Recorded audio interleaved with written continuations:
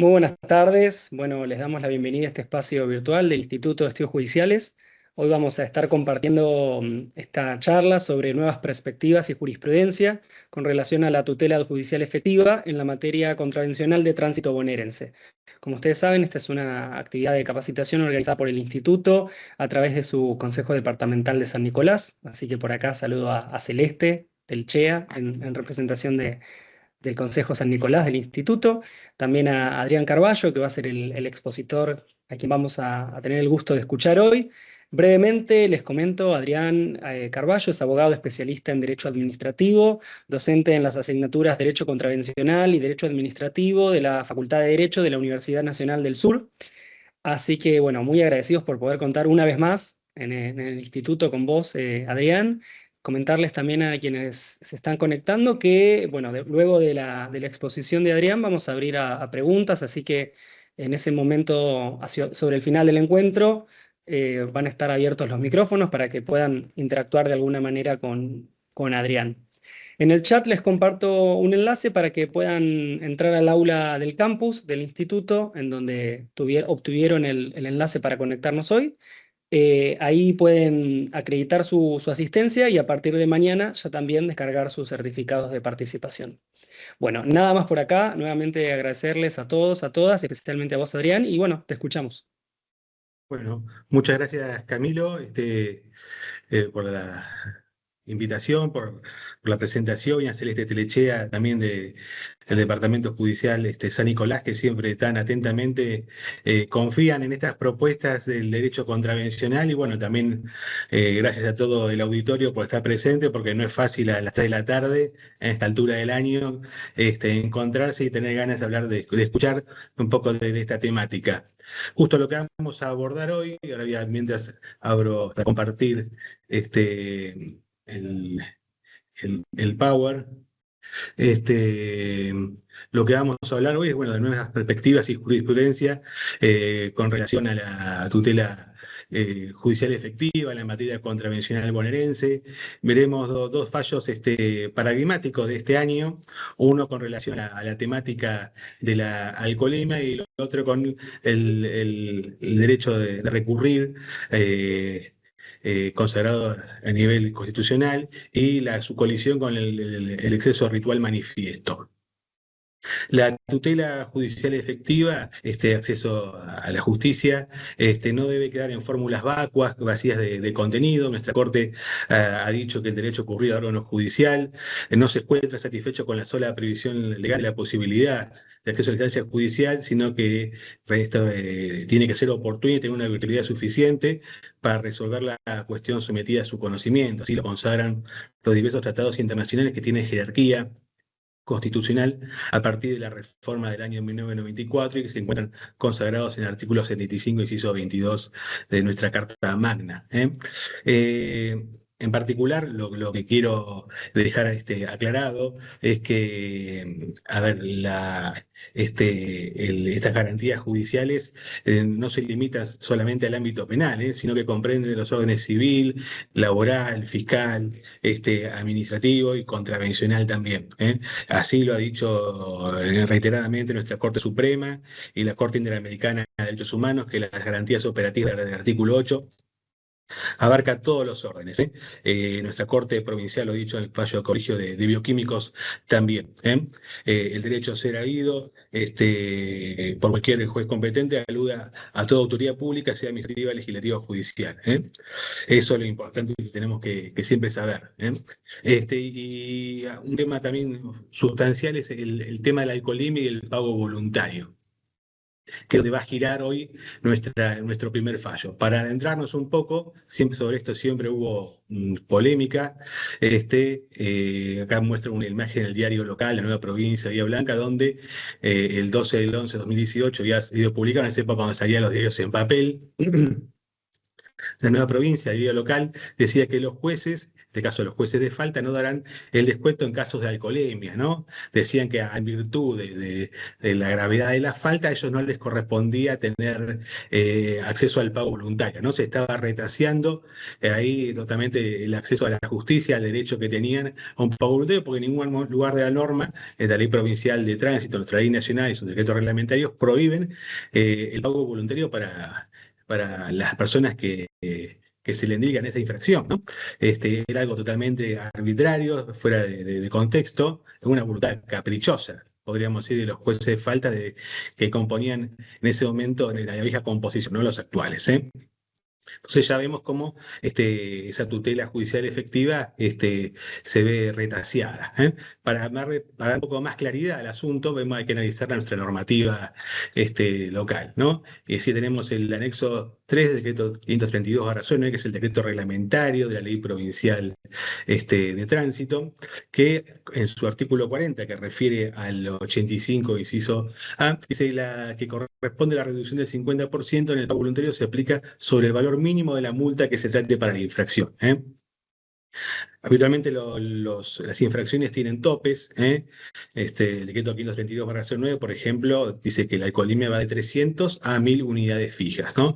En consecuencia, habría que hacer el 50% sobre el mínimo, en este caso 300, lo que daría un valor de 150 UF, que es el valor que se consigna siempre a las infracciones, está fijada por litro de nafta, ¿eh?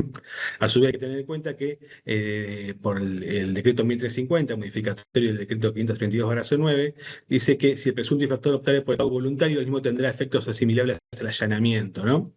Esto es muy importante porque, bueno, ahí implica también un reconocimiento. Nuestra ley nacional habla en su artículo 85, inciso A, que se puede abonar con un 50% de descuento, y en todos los casos tendrá los efectos de una sanción firme, ¿eh? Esto, cuando hablamos de sanción firme, a lo que apunta es que no se puede recurrir, sería irrecurrible en este sentido al considerársela como sanción firme, ¿no? Entonces, pero acá hablamos de abonarse, ¿eh? Acá tiene que haberse cancelado, ¿eh? No tiene que interpretarse como el pedido, ¿eh? Lo que importa acá, lo que contiene, si uno tenemos a la literalidad de la norma, es el hecho de que haya cancelado, ¿no? Esto es a partir de ahí, en principio, tendría los efectos de una sanción firme y no se podría apelar. Ahora bien, ¿se puede impugnar la sentencia de inhabilitación después de un pago voluntario? Bueno, en función a lo que hemos analizado, en principio no podría, porque aparte nuestra ley provincial de tránsito establece que las penas se establecen conjuntamente la de multa e inhabilitación, ¿eh? Entonces, eso está consagrado en la ley 3N27 con las reformas que tuvo. Entonces, en principio, uno sería que no. Pero bueno, para que se dé estas condiciones, también el procedimiento tiene que ser acorde y no debe haber ningún vicio en el medio, ¿eh? Y acá hay un fallo muy interesante que vamos a contar hoy, que es del Juzgado de Paz Letrado del Partido de Montehermoso, fallo del día 25 de febrero de 2025, en plena temporada de verano, este partido de la costa atlántica. Y el mismo, como el cual lo que vamos a relatar, cómo era el estado de situación de esto, ¿no? El particular va a ver a su abogado y le relata esto, que el 18 de enero de 2025 lo habían agarrado con la alcoholemia positiva. Esa alcoholemia había dado 1,35 gramos por litro de sangre.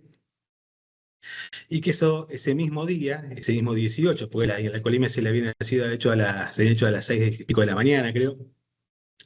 Hora más tarde se presenta en el juzgado de faltas y efectúa el pago voluntario y, consecuentemente, le impusieron una pena de 12 meses de inhabilitación. Entonces, ante esto, lo que siempre hace el abogado, que tiene que ser la recomendación que uno tiene que mirar cuando cae un cliente con la alcoholemia, es qué es lo que debe siempre mirar. Bueno, primero el lugar de comisión de la infracción. Esto es importante, ¿por qué? Porque va a determinar la competencia del juzgado, ¿eh? Si fue dentro del ejido urbano, va a ser un juzgado de faltas municipal, si fue hecha en ruta, competencia de un juzgado administrativo de infracciones de tránsito provincial. Después lo que uno tiene que mirar es el ticket, el ticket si hay doble prueba de ticket, si están los tickets firmados por ambas partes, por el inspector y por el imputado. Tiene que mirar el formulario anexo, tiene que ver el certificado de verificación periódica. Esas deberían ser los tips que uno te ha obligado para hacer un escaneo de cómo fue el operativo, ¿no? Es el ABC de un buen abogado contravencional mirar esas pautas. Ahora bien, en este caso en particular, el que tramitó en Montehermoso, el acta, si bien está firmado por el imputado, el inspector, había una ausencia de doble prueba, ¿no? Si bien la normativa específica en la provincia de Buenos Aires, nuestra Ley Nacional de Tránsito, no indica la necesidad de una doble prueba, eso se ha establecido ya, consagrado jurisprudencialmente, la necesidad de la misma, ¿no? Y se pide que se hagan cada 15 minutos, ya sea por la imprecisión de tecnología aplicada en términos técnicos por el uso indebido de accesorios. Por eso se debe realizar un doble muestreo para garantizar una tutela judicial efectiva con un procedimiento contravencional verdaderamente eficaz y equitativo, evitando resultados insatisfactorios en perjuicio del imputado. Eso es fundamental. A su vez, el mecanismo que se utiliza con el colímetro es el mecanismo de la modalidad de aire expirado, exhalación, y acá hay también una explicación técnica, que de momento de la llegada del alcohol a la sangre se inicia un proceso de eliminación, un 10% de ese etanol absorbido se excreta a través del aliento, saliva, heces, orina y sudor, y la eliminación por el aliento supone casi la mitad de ese 10% y se realiza a través de un fenómeno físico-químico que se llama ley de Dalton, Henry, de difusión de gases. Con el alcoholímetro, este mecanismo de concentración de aire expirado refleja la concentración alcohólica en la sangre circulante a través de los pulmones. Cuenta con bases científico-técnicas, y ahí determina la correlación directa entre la concentración de alcohol en el aire y la concentración de alcohol en sangre. Es un método que no es invasivo, que no puede ser manipulado, da mucha seguridad él mismo, ¿no? Lo importante es eso, que refleja la concentración alcohólica en la sangre circulante a través de los pulmones, el etilómetro. ¿Y de dónde surge esto de que hacerlo cada 15 minutos? Bueno, eso hay hechos muchos estudios, unos estudios, por ejemplo, habitualmente los que se dedican a la medicina legal, medicina forense, abordan esta temática. Alfredo Achával es uno de ellos, donde él dice que esa aspiración forzada, casi dos tercios de esa aspiración forzada, es producto de aire alveolar. Entonces dice que la recomendación para obtener la muestra es realizarla más allá de 15 minutos de la ingesta de bebida alcohólica, debido a que hacerlo antes recogería el alcohol gasificado de la boca y sus pliegues, ¿no? Y esto fue resuelto así en un fallo del juzgado correccional 3 del Departamento Judicial Bahía Blanca, donde hacemos un paréntesis, ahí en esta causa que justo le estoy poniendo la parte de la sentencia, en esta persona lo que ha pasado en Bahía Blanca es que había una diferencia de 7 minutos entre prueba y prueba, ¿no? A las 3:53 daba 1:44, y a las 4 horas 1:58. Esta persona había dicho que minutos antes de la prueba había tomado cerveza. En ese momento no estaba vigente la ley de tolerancia cero, Entonces, ante esos minutos previos a haber tomado cerveza y el hecho de que había una diferencia de 7 minutos entre prueba y prueba, decía la jueza correccional que había surgido un fuerte indicio de que la medición arrojada por Alcoter recoge el alcohol gasificado de la boca y sus pliegues, ¿no? Y no la concentración de alcohol en el aire salado, que es producto del aire alveolar. Entonces la duda devenía razonable, y terminan, bueno, anulando el procedimiento y absolviendo a la persona, ¿no? Entonces ahí vemos cuál es el fundamento de la doble prueba en este fallo para que ustedes ya tengan este soporte jurisprudencial al momento de invocarlo, aquellos que se dedican a la defensa y litigación en causas contravencionales, ¿no? A su vez, hay una normativa provincial de septiembre de 2023 por el Ministerio de Transporte, la 2023-298, que habla del margen de error, el error tolerable en los controles de alcohol en sangre. En su artículo 2 dice que determinar que el mínimo de error tolerable de los citados instrumentos a utilizar para la medición de concentración de alcohol en sangre durante los controles contemplados en el artículo 39 de la ley 1327 para la detección de las posibles intoxicaciones previstas en el artículo 28 ter del mismo cuerpo legal será de 0,07. Considérase alcohol cero cuando el resultado sea igual o menor a dicho número, o sea, 0,07. Para el caso de que dicha indicación sea inferior a 0,28, pasados 20 minutos se realizará una nueva medición fuera del vehículo a efecto de desestimar la posibilidad de falsos positivos. Acá la norma, para los casos que son menores a 0,28, pide 20 minutos, ¿eh? Entonces, bueno, también tengan en cuenta esto de los 20 minutos para estos casos, porque, bueno, cualquier incumplimiento de la autoridad puede ser posible de un pedido de nulidad, de un vicio en el procedimiento, ¿no? Ejemplos de doble prueba incorrectos o nulos. Por ejemplo, acá tenemos una del partido de Villarino, donde consigna un solo control. El acta habla solamente de un solo control, como era el de Montermoso que estábamos tomando como base para la clase de hoy. Tenemos también algunos que ponen no realiza el segundo control, pero no se especifica por qué no se realizó el segundo control, si se negó, se dio a la fuga. Dice, no se hizo segundo control, lo que genera más dudas que certezas, y lleva también a la nulidad de procedimiento. ¿eh?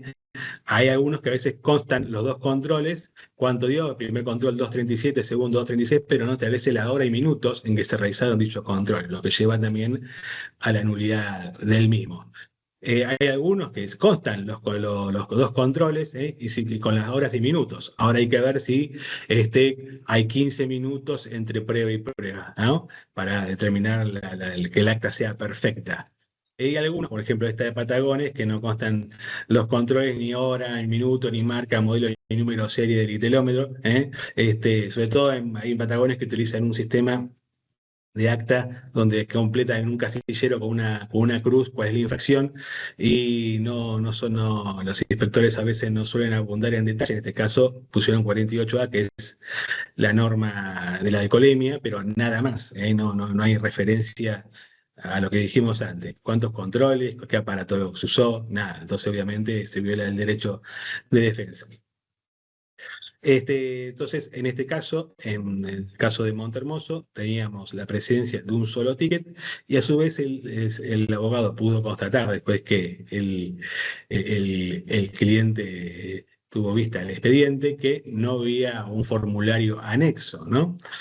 Este formulario anexo es muy importante porque tenemos que analizarlo desde el punto de vista del derecho administrativo, que nosotros sabemos que el acta de infracción es un acto administrativo dentro de un procedimiento sancionador, ¿no? Y bueno, el acta se nutre de diversos instrumentos como son los tickets y el formulario de anexos. Esto reviste de su forma jurídica la calidad de certificados y se caracterizan por ser actos administrativos no ejecutorios que importan la declaración de existencia o veracidad de una determinada situación jurídica. Con ello se prueba un hecho pasado ante la administración pública, con relevancia jurídica, que es la haber circulado con un tal dosaje alcohólico, ¿no? Esto no es un capricho de uno, sino que está expresamente previsto en la normativa de tránsito bonaerense, el anexo 1, artículo 29 del decreto 532/09, que es nuestro decreto reglamentario de la ley 13927, que tuvo su modificatoria por el decreto 1550/2010, dice que el resultado de estas mediciones deberán asentarse en un formulario que deberá ser anexado al acta de infracción, conteniendo la siguiente información. Mención de identificación en ambos documentos de aquellos datos que permitan identificar el alcoholímetro, o medio de comprobación utilizado, tipo resultado de prueba de contraste realizada en su caso, ¿no? Ahí se clasifica bien, que especifica cuál fue la aparatología utilizada, todos sus datos, otras circunstancias del conductor, además de las consignadas en el acta, y cualquier otro dato relativo a la comprobación de la falta. Acá habitualmente es donde se coloca, se inserta características que tenía la persona al momento de realizarse el acta. Por ejemplo, ojos rojos, aliento etílico, falta de equilibrio. Algunos hablan de dislexia, bueno, hay muchas cosas que a veces uno puede leer en esos formularios. Y después firma de la autoridad de comprobación interviniente y del conductor si se aviniere. ¿eh? Si eso no lo hiciere, dejará constancia pudiendo firmar testigos. O sea que tiene que estar la firma de los dos, el imputado, el infractor, y en caso que falte la firma del imputado, hay que explicar el porqué, y se pueden complementar con testigos al respecto, indicando el motivo de la ausencia. Acá vemos un ejemplo de formulario anexo que no son muy habituales en la provincia de Buenos Aires, pocos municipios lo utilizan, ¿eh? Pero a modo de ejemplo para que aquellos que no viven en el departamento judicial de Bahía Blanca, este es un formulario anexo de Bahía Blanca, ahí vemos en rojo, ojos enrojecidos, aliento, olor a alcohol, bebida alcohólica, que bueno, también esto genera dudas porque a veces ojos enrojecidos puede ser producto. Uno tenía conjuntivitis, ¿no? Dislexia, capaz te agarra un tartamudo que se pone nervioso, ¿no? Al momento de la prueba, y bueno, no, a ver, no determina 100%, a ver, lo que manifiesta el inspector no es ningún médico, para dar un diagnóstico así, ¿no? Pero bueno, estos síntomas físicos que hay que poner, bueno, caracterizarían una situación de una alcoholemia positiva. En este caso, este formulario anexo que yo les muestro como modo de ejemplo, fue nulo porque está firmado ahí por el inspector, que yo le puse en azul para no que se vea el nombre de él, pero no está firmado por el imputado. Entonces, estos síntomas que le habían colocado, ojos rojos, aliento con olor a vida alcohólica, no dejan de ser una mera declaración unilateral, sin valor legal. Porque nosotros sabemos que todo acto administrativo produce efectos de su notificación, ¿no? Y en este caso esto no está notificado, ¿no? Nosotros sabemos que el acta es una declaración unilateral en ejercicio de la función administrativa que produce efectos jurídicos individuales en forma directa, ¿no? Sobre todo, esto se demuestra más cuando estos efectos directos se revelan más cuando hay secuestros de licencia y secuestros de vehículos. Ahí están los efectos del acto administrativo, ¿no? Tanto el ticket, ¿no? Como el certificado anexo, son actos también que nutren al acta que debería ser el acto de inicio de este procedimiento administrativo sancionador que va a llegar al final con el acto administrativo final, que es la sentencia, ¿no? Pero bueno, forma parte de todo esto, de este procedimiento. La jurisprudencia del Departamento Judicial Bahía Blanca ha entendido que es un requisito expreso y legalmente exigido este formulario anexo y generador de nulidades en caso de ausencia de incumplimiento por vulnerarse de esta manera el derecho de defensa del encausado. En este caso, ante situaciones donde faltaba la firma del imputado o faltaba la firma del inspector, ¿no? Así lo resolvió en este caso el juzgado correccional número 3 el 21 de junio de 2023.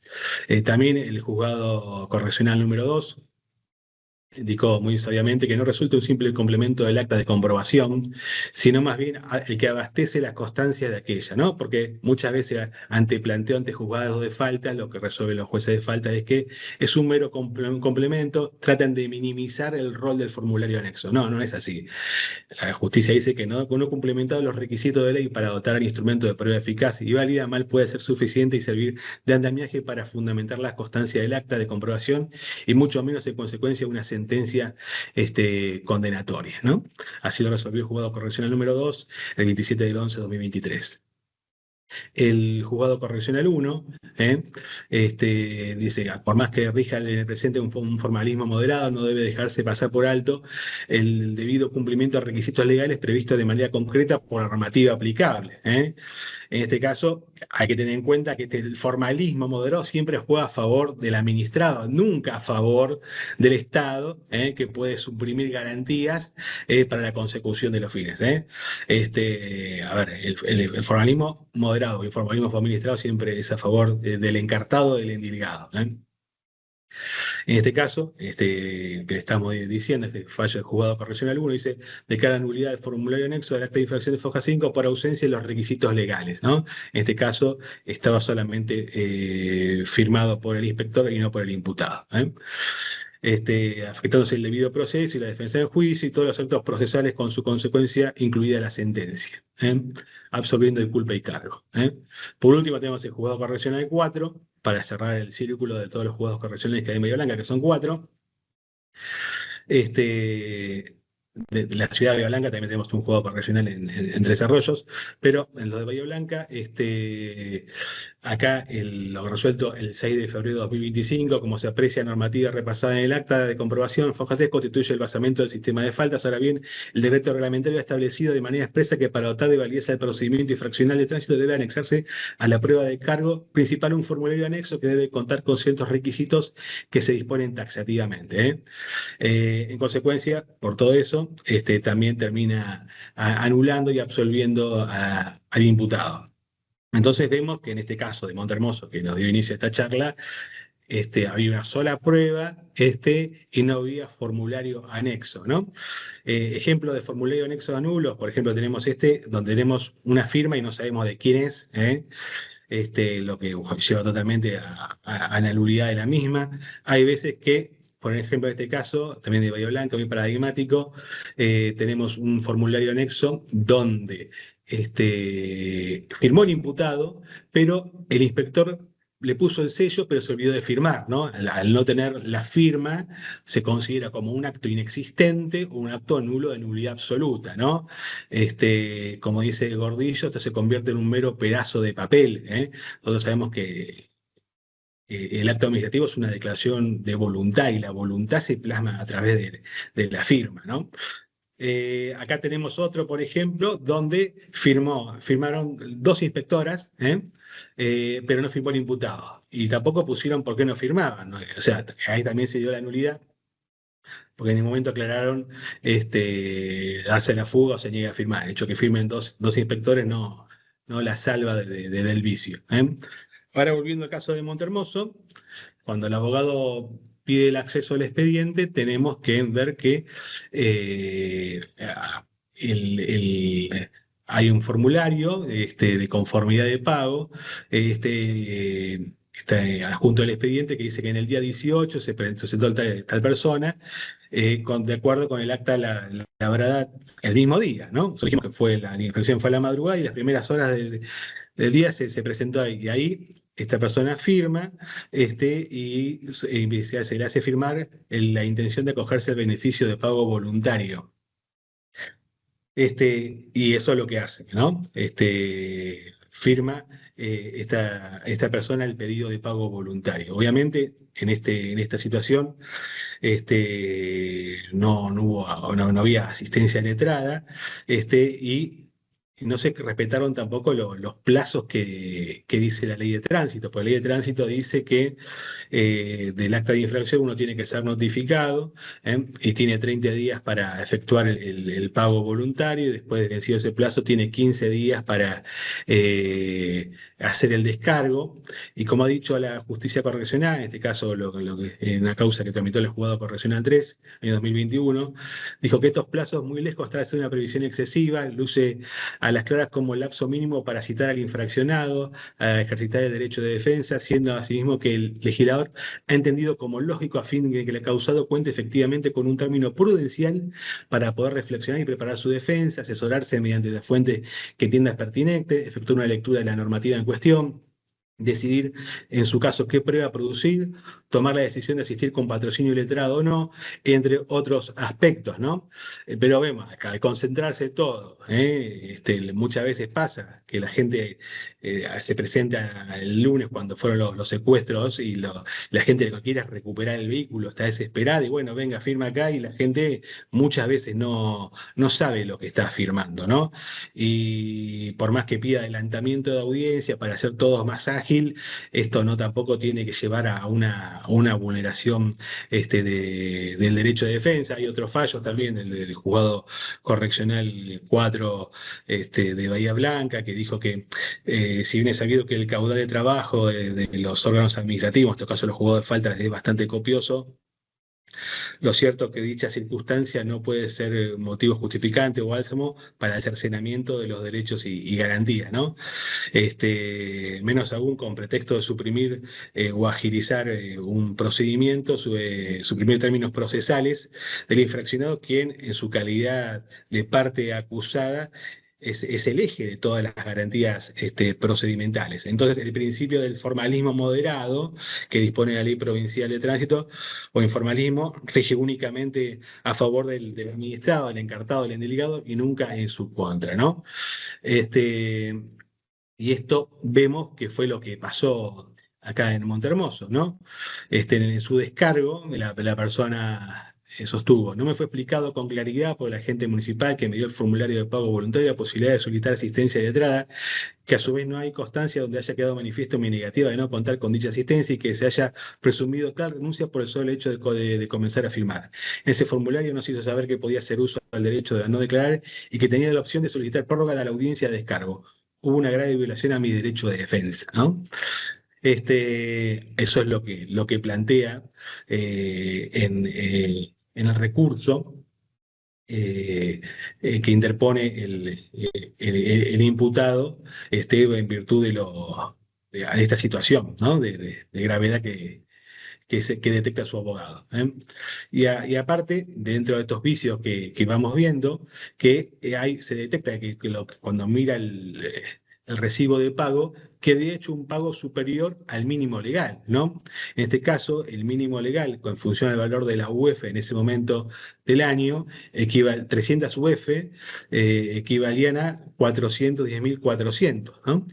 En este caso, nosotros dijimos que el 50% es sobre el mínimo legal. Si la infracción de alcoholemia va de 300 a 1000, se le tiene que haber aplicado el 50% y debería haber abonado 150 UF, no 300. Entonces, esta persona tendría que haber abonado 209.700 y no los 419.400, ¿no? Entonces vemos que ya se van acumulando varios vicios, ¿no? Tenemos falta de doble prueba, falta de formulario anexo, supresión de los términos procesales, falta de garantías al momento de pedir el pago voluntario y además un pago voluntario, un valor de pago voluntario legal, excesivo, arbitrario, que no se corresponde. Entonces, ante esto, obviamente, no le queda otra opción al recurrente de plantear ese recurso. Dijimos que cuando leímos recién lo que había planteado en el recurso, de recurrirlo a esto, ¿no? Pero ¿se puede impugnar una sentencia de inhabilitación después de un pago voluntario? Bueno, ese mismo juzgado de paz letrado de Monterboso que tenía que resolver esta apelación ya tenía un antecedente que no se podía pagar, ¿no? Un antecedente del año 2022, lo que estamos hablando de 2025. En esa causa del 2022 se da la circunstancia que una persona había apelado un pago voluntario de inhabilitación. Y ahí el juzgado de paz manifestó, debo añadir que nada y nadie le obligaba a pagar la multa, el pago fue un acto voluntario de reconocimiento de la infracción y de la sanción en sí. El ordenamiento jurídicamente le permitía no abonar de inmediato la multa, tener el efecto suspensivo de parado de los recursos, más allá de los efectos jurídicos de la institución del pago. Rige la teoría de los actos propios, principio general del derecho que castiga la conducta contradictoria de quien, después de una negación o acto, pretende modificarlo o cambiarlo a su provecho. Del mismo modo, en cuanto a la sanción de inhabilitación, la firmeza de la resolución sancionatoria impide dar tratamiento al recurso, la firmeza que hablamos al principio de la charla, ¿no? Entonces, viendo este antecedente, porque esto también otra cosa que tienen que mirar a los abogados es cuál es el criterio predominante en la alzada donde va a resolver, ¿no? Donde va a haber ese control judicial suficiente. Este, Vemos que la alzada hablaba de la teoría de los actos propios, entonces había que rebatir esta teoría de los actos propios para demostrar que esta no podía regir ahí. Entonces, ¿cuál fue el fundamento del recurso? Más allá de todos los planteos que fuimos comentando, es que no debe invocar vuestra señoría la teoría de los actos propios para rechazar el recurso. Se puede venir contra los actos propios cuando son inválidos, ¿no? La jurisprudencia ha expresado que lo que persigue la doctrina de los actos propios es la coherencia de los sujetos. Dicha jurisprudencia también agregó que ello no busca la coherencia en el error o la voluntad viciada. Sería, en sustancia, una forma de esclavitud, no de coherencia, lo que no puede aceptarse. Concluyó que de aplicarse extensivamente dicho criterio y de aplicarse también en los actos primigenios viciados, la doctrina de los actos propios tendría el efecto notable de derogar implícitamente todo régimen de materia en vicios de la voluntad, lo que resulta inaceptable de suyo, ¿no? Y invocó jurisprudencia al respecto que donde la teoría de los actos propios no procedía, ¿no? Entonces, bueno, ahí ya teníamos un montón de argumentos para ver cuál es el destino, ¿no? Están viendo acá que tenemos la, solamente un acta, falta de formulario anexo, pago voluntario excesivo, supresión de términos, falta de garantías en esa audiencia, ¿no? En esa parte, en esa audiencia tampoco dice la imputación en su contra correctamente. ¿Eh?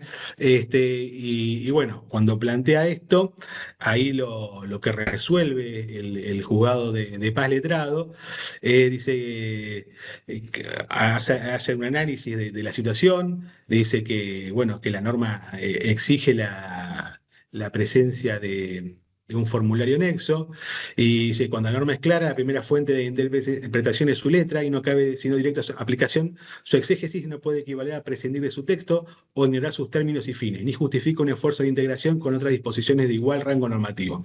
El texto de la norma supra señalada es claro y pese al requisito legalmente exigido, el acta de infracción, obrante focaso 1, carece de dicho formulario anexo, lo que trae aparejada su nulidad por vulnerarse el derecho de defensa de la encausada. ¿Eh? Lamentablemente, en negrito, acá lo remarco, dice que lo anteriormente establecido no resulta necesario expedirse acerca de los restantes agravios esgrimidos por la defensa en razón de no resultar necesario el análisis para decidir, ¿no? En consecuencia, dispone la nulidad del acta de infracción y de todos los actos en consecuencia, nulidad de la sentencia y lo absuelve libremente.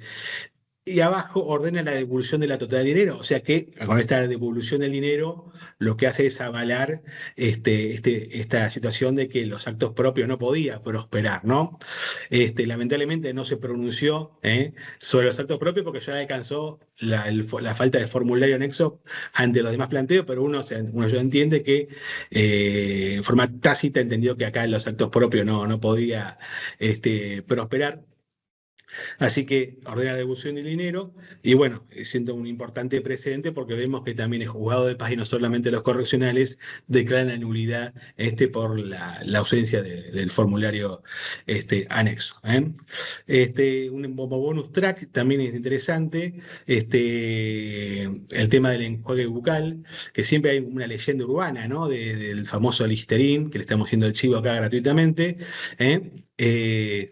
Este es un fallo del juzgado de faltas de Puan del año 2018. Justo en ese momento estaba el doctor Matías Giraudo, que actualmente fallecido, un amigo, un gran jurista, muy inteligente, que bueno, justo le tocó resolver en esta causa, la 149 de 2017. eh, una situación de quien habían encontrado con la alcoholemia positiva en el partido de Puan. Y esta persona manifestó que cuando lo habían encontrado, él se dirigía a lo de su novia y que en el camino se había hecho un enjuague bucal, ¿no? Él dice que como el acta no indicaba bien el lugar de la comisión de infracción, no podía sacarse la cuenta del tiempo transcurrido, porque desde qué momento había pasado, desde que se le había hecho el bucho, no, pues eso se le hizo en el trayecto. Y aparte, esto surge de la sentencia que yo le estoy transcribiendo, dice que del informe del alcoholímetro no surge ninguna otra indicación que permita estimar el supuesto estado de alcoholización, como pupilas dilatadas, falta de articulación de palabras, que bueno, que son lo que habitualmente se pone en el formulario anexo, que acá no estaba. Entonces, lo que ofrece como prueba, dice, bueno, el vehículo estaba secuestrado, vamos a romper las fajas y van a encontrar que en la puerta del lado de adentro hay una botella de Listerine, y eso es lo que se hace, cuando la rompan detectan una botella de Listerine de 250 con un cuarto de su contenido, o sea que se notaba que esta persona lo usaba asiduamente, ¿no? Entonces esta persona ofrece, tanto como prueba documental, como realizar dos nuevas pruebas de alcoholemia, una en forma previa y posterior a utilizar el producto. Es así que se fija fecha y ahí está el juez, el imputado con su letrado patrocinante y la inspectora de tránsito, quien concurrió munida de un alcoholímetro y se efectuaron las dos pruebas, ¿no? Una antes de hacerse el buche, que no arrojó ningún tipo de alcohol en sangre, y la segunda arrojó una medición de 3,97, ¿no? Una locura. Uno no piensa que puede pasar, pero bueno, dio 3,97, obviamente, demostraba que el Listerine produce esos efectos, ¿no? A ver, ¿cuál es la recomendación del abogado siempre? Entonces, que bueno, que los clientes que suelen alcoholizarse tengan un Listerine, ¿no? Dentro del auto usado y va a ser la gran excusa, ¿no? Bueno, pues eso se lo dejo a criterio de ustedes. Entonces, la sentencia que saca Matías es muy interesante, que lo voy a compartir brevemente. Dice que así aclarado, considero importante recordar uno de los principios básicos que rige el proceso contravencional, que es aquel por el cual toda persona debe reputarse inocente hasta cuando una sentencia firme declare su culpabilidad. Y a su vez, este principio de manera alguna puede quedar desvirtuado con el carácter de plena prueba que la ley otorga al acta de infracción. Artículo 41 del decreto ley 8751, que es el Código de Faltas Municipal, y mucho menos porque la misma norma agrega que dicho carácter será válido siempre que no sean enervadas por otras pruebas, ¿no? Que en base a lo expuesto, considero que lo ocurrido en la audiencia del 23 de agosto de 2018, la afirmación del imputado de no haber consumido alcohol, apoyada en la verosimilitud de la tenencia al momento de la explotación de un producto que, como quedó probado, una vez consumido puede arrojar un falso positivo, resulta insuficiente para desvirtuar la certeza a la que debo arribar a la hora de dictar un pronunciamiento condenatorio. Ya se explicó que el acta solo produce una presunción, siendo, en palabras del doctor Mittermeier, inherente a la labor jurisdiccional, no cerrar jamás la puerta a la duda, quien también señaló que cuando la convicción no se apoya en una base sólida, no puede bastarle al juez para concluir en una culpabilidad de algún acusado, desde que un error suyo podrá perjudicar los derechos más sagrados de los ciudadanos, ¿no? Esto lo quería decir textualmente porque es está muy bien elaborada la sentencia de Matías. En consecuencia, la probada posibilidad de que no haya tomado alcohol, sino que simplemente se realizó buche con el juez bucal, me impide arribar a la certeza necesaria para considerar al imputado culpable, por cuanto este último enervó el estado de culpabilidad del imputado. Resuelvo absorber a esta persona por ese hecho. Yo creo que este fallo muy interesante, para conservar siempre en la biblioteca, ¿no? Porque bueno, está muy bien desarrollado y bueno, y ya echa luz a uno de los mitos urbanos que siempre circula con el Listerine, ¿no? Como el que le dicen que de la vinagre, los camioneros, que la ensalada, que le ponen mucho vinagre, que bueno, pero bueno, acá lo del Listerine lo tenemos corroborado en una sentencia. Por último, lo que tenía pensado para hoy es un fallo de septiembre de 2025 del juzgado correccional 1 de Mar del Plata, donde se presencia el hecho del exceso ritual manifiesto, eh, una situación donde se vulneran muchas garantías, porque lo que se discutía era una persona que había hecho un descargo a través del mail institucional del juzgado el juzgado administrativo de infracciones de tránsito provincial de Mar del Plata. Ha hecho el descargo, lo condena, cuando manda por mail el recurso, se lo rechazan y le reclaman que los recursos tienen que ser en forma presencial, ¿no? Entonces ahí vemos una suerte de contradicción del juzgado, porque a ver, podríamos decir que hay una práctica reñida, ¿no? Contra el principio de buena fe y confianza legítima, y no respeta este juzgado administrativo una conducta leal, diligente, y sobre todo porque el procedimiento contravencional no debe ser un juego de sorpresa, ¿no? Este, Ahí más o menos los hechos es que el 11 de agosto, mediante correo electrónico, acompañado de documentación respaldatoria, acompaña la realización de la BTV, porque había sido por falta de BTV, y solicitó la aplicación del mínimo legal, con reducción del 50%, invocando el decreto 437-2011. Y acá hay una discordancia entre muchos juzgados con respecto a qué normativa se aplica, porque acá pedía el pago voluntario en virtud de la del decreto reglamentario nacional. Hay dos criterios al respecto, que por ejemplo la Cámara Contenciosa Administrativa de Mar del Plata dice que nosotros nos tenemos que regir por el decreto 532-09, porque cuando la provincia adhirió a la ley nacional, adhirió a la misma, pero no a su decreto reglamentario, porque nosotros tenemos ya el decreto 532-09. No obstante, igual, como los montos, la de UF establecidos en la ley nacional son más reducidos. Otro criterio, por ejemplo, de la Cámara Penal, dice que esta es la ley más benigna, la ley penal más benigna, y en consecuencia corresponde aplicar eso, ¿no? Pero, por ejemplo, eso ocurre en el Departamento Judicial de Mar del Plata. Acá en Bahía Blanca se aplica el decreto 532-09. Entonces acá pedía el 50% de descuento. El 19 de agosto se saca la sentencia condenatoria, imponiendo una multa de 150 UF, pero bueno, esos 50 UF habrán sido en función de ese 532-09, un monto superior que la expectativa de esta persona. Interpone recurso de apelación, solicitando se modifique la sanción impuesta y requiriendo la devolución de la licencia de conducir. El 26 de agosto el recurso fue rechazado sin sustanciación a través de una breve respuesta cursada por el medio institucional de juzgado, y interpone pronto despacho, y ante el silencio interpone el recurso de queja.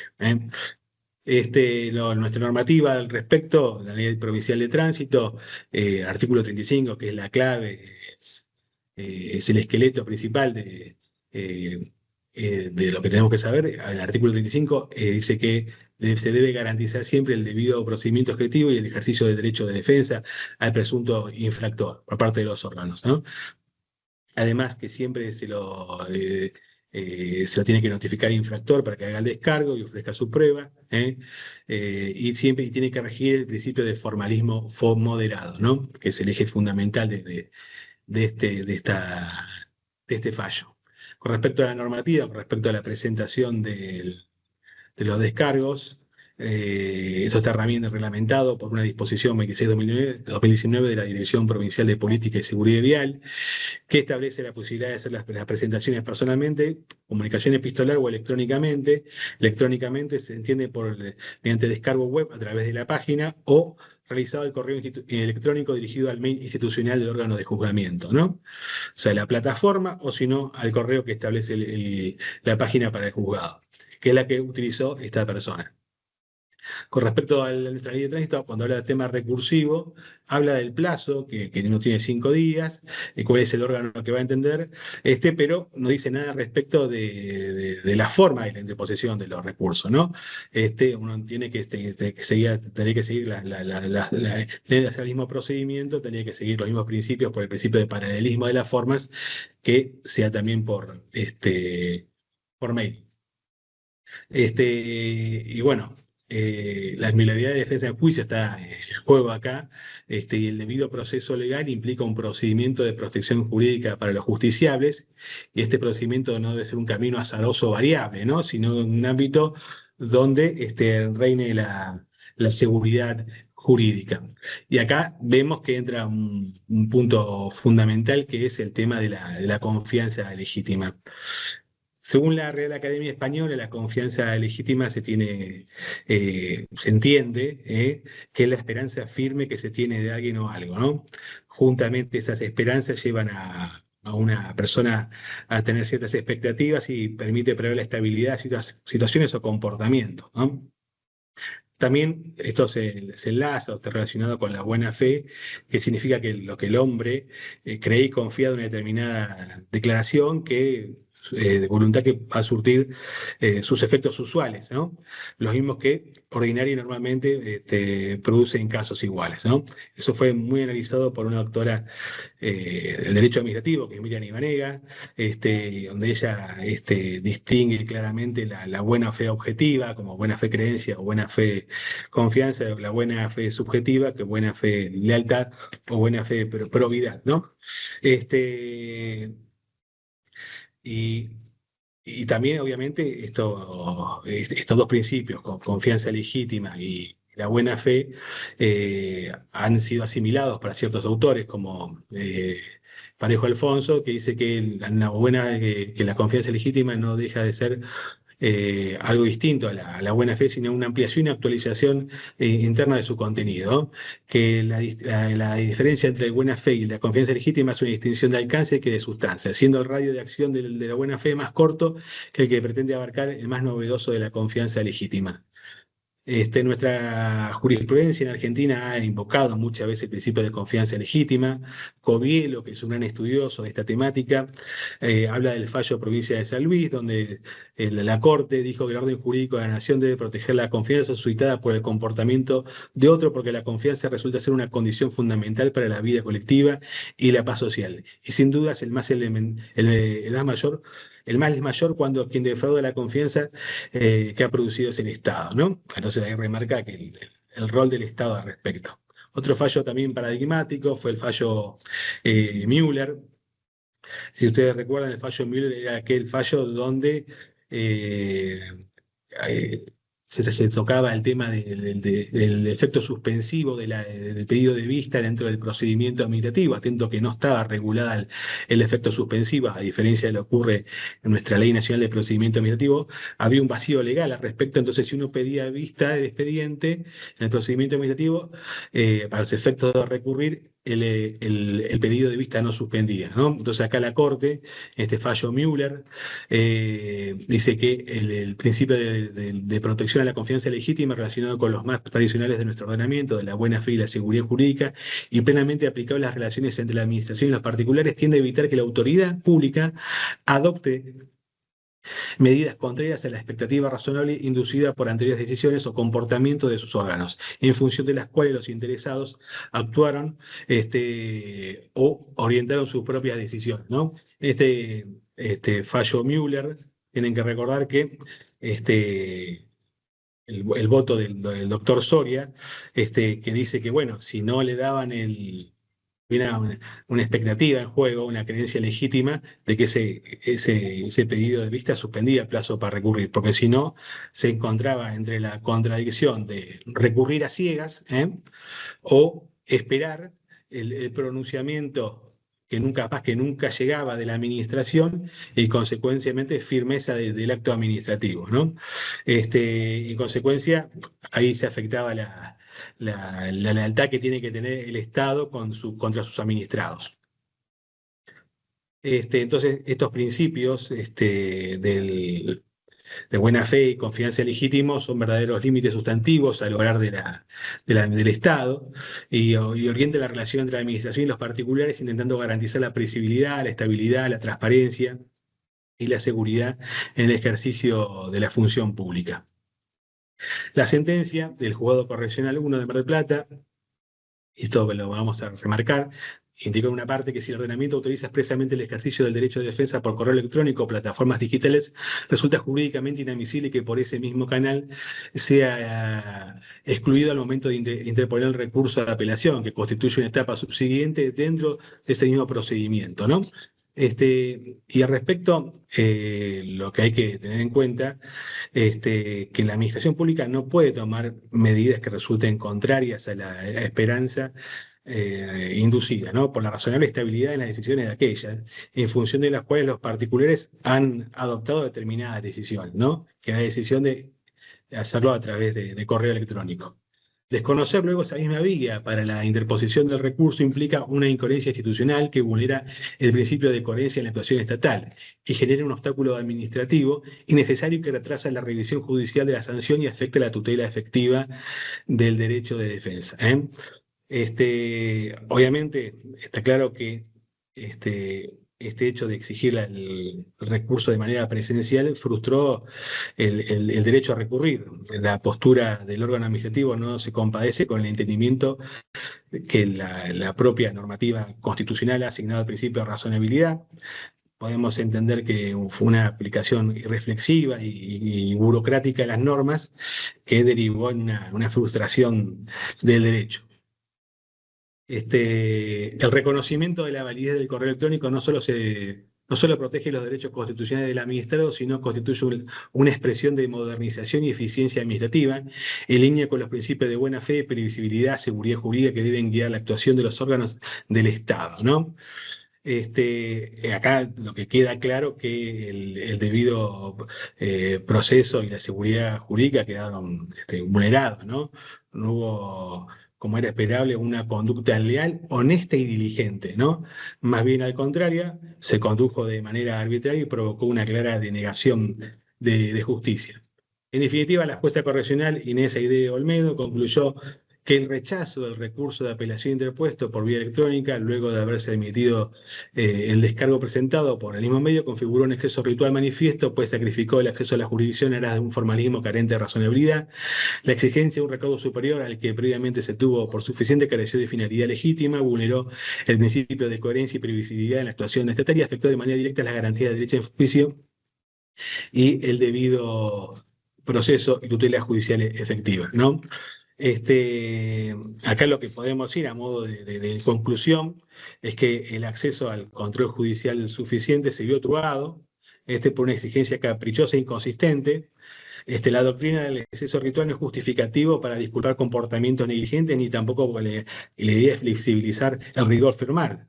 En tal sentido, corresponde asumir un criterio de razonabilidad a fin de impedir un excesivo apego a las formas que desvirtúen la finalidad para que han sido impuestas, ¿no?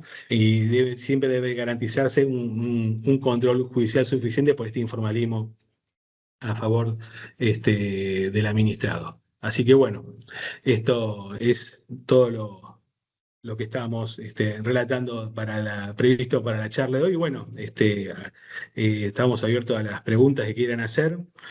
Espero que sobre todo les haya interesado y agradezco que hayan escuchado y participado hasta el final.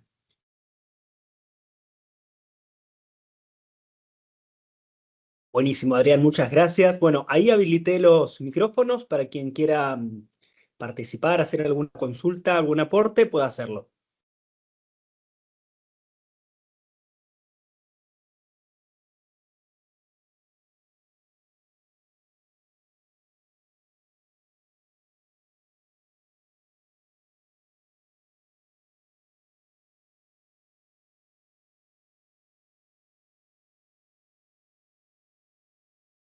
No tenemos ninguna mano levantada. Parece que fue claro, preciso y concordante todo, ¿no? Bueno, Adrián, ¿me escuchan? ¿Me escuchan? Sí, te escuchamos, te escuchamos. No Sí, me te ven escuchamos. porque el sistema no me habilita la cámara, pero bueno, quería agradecerle a Adrián de Departamental San Nicolás disertación. Bueno, muchas gracias, Celeste, y bueno, nuevamente las gracias por otra oportunidad para exponer estas temáticas que son interesantes y que siempre digo, en la vida capaz cotidiana uno nunca va a tener una causa penal, pero una infracción de tránsito seguramente te vas a comer un amigo o un familiar, entonces siempre está bueno conocer esto. Buenísimo. Bueno, muy interesante. No sé si hay alguna otra pregunta. Hay una pregunta en el chat. A ver, en el chat. Yo quisiera hacer una pregunta. ¿Qué tal? Buenas tardes. Sí. ¿Qué tal, doctor? A mí no me quedó claro usted cuando hablaba del primer acto, la alcoholemia. Sí. Resulta, usted dice que como que la falta de la firma del imputado hace caer también la infracción, pero ¿cómo juega ahí la presunción de legitimidad y fuerza ejecutoria de los actos administrativos? Porque esto es así. Claro, no. A ver, nosotros sabemos que la presunción de legitimidad es una presunción iuris tantum, ¿no? No es iure iure, es una presunción transitoria relativa y legal. Entonces, esta presunción de legitimidad de los actos administrativos tenemos que analizarla del mismo acto administrativo. El acto administrativo dijimos que es una declaración unilateral en ejercicio de la función administrativa que produce efectos jurídicos individuales en forma directa, ¿no? La eficacia y la operatividad de un acto administrativo está a partir de su notificación. Entonces, si falta la firma, no está notificado, entonces ahí en el ticket se tiene puesto, bueno, se lo hizo y se dio a la fuga, llegó a firmar, ¿me entendés? Pero el hecho de no estar eso, no tenés acreditado que la persona fue notificada porque pudo haber soplado otro inspector. Entonces vos necesitas, ante semejante imputación, cumplir con el procedimiento. Entiendo, entiendo. Y lo aprovecho y le hago una consulta, no relacionada a usted al tema que dio, o los dos casos que dio, sino algo particular. En mi caso, tengo dos infracciones en las cuales presenté descargo ante juzgados municipales. Pero me dice descargo ahora cuando entro, nunca me contestaron el descargo. Dice descargo pendiente de validación. Y no tuvo ninguna notificación, ningún movimiento más. O sea, quedó ahí, sigue sumando intereses. Claro, bueno, ahí el tema es así. Sí. Eso pasa en los juzgados administrativos de infracción de tránsito municipal cuando uno lo pone a través de lo sube con la aplicación o manda por mail, que bueno, uno se fija en la página y dice pendiente de validación, está ahí, Sí. puede estar en eterno eso. Sí, sí. Y entonces ahí ahí entra en juego lo que dice la norma de tránsito, que la multa se va actualizando a función de la fecha de la sentencia. Sí. Entonces ahí no rige la ley penal más benigna, que vendría a ser la del momento del acta, pero bueno, la jurisprudencia de los juzgados correccionales, por ejemplo en Mar del Plata, están aplicando, porque a ver, no es culpa del administrado que uno tenga que soportar la mora, la decida administrativa, y Claro. también si uno apela, puede pasar que el juzgado correccional de uno apeló, hay demora porque están subrogando. Entonces, ¿por qué uno que tiene que soportar una mora de 3 años y que se actualicen los 3 años de uno? Claro. Entonces, muchos juzgados correccionales están aplicando en este caso, la ley más benigna y están fijando la UF al momento de la comisión de la infracción, ¿no? Después de última, yo le voy a acercar acá al instituto el fallo que hago referencia, desde ahí donde usted puede invocar el hecho de que, bueno, si al momento del caso habitualmente fuese condenado, que se aplique la ley más benigna. Claro, claro. Bueno, gracias, le agradezco mucho. No, por nada.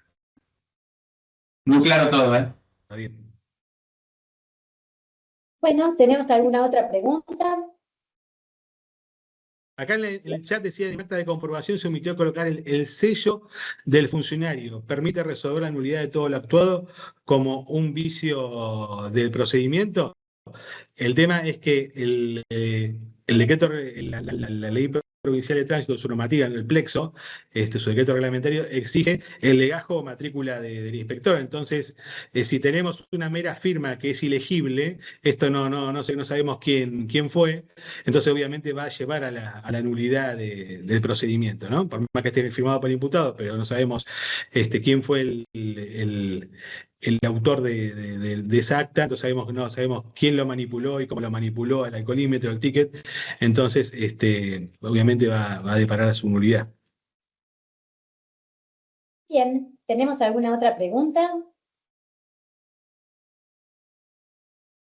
Bueno, parece que no. Adrián, nuevamente muchas gracias por tu disertación, todo muy claro, como, bueno, bien escribieron los asistentes en el chat. Bueno. Así que, bueno, gracias. Dale. Y ya nos veremos. Bueno, buena jornada para todos. Adiós. Hasta luego. Igualmente, que tengan buenas tardes.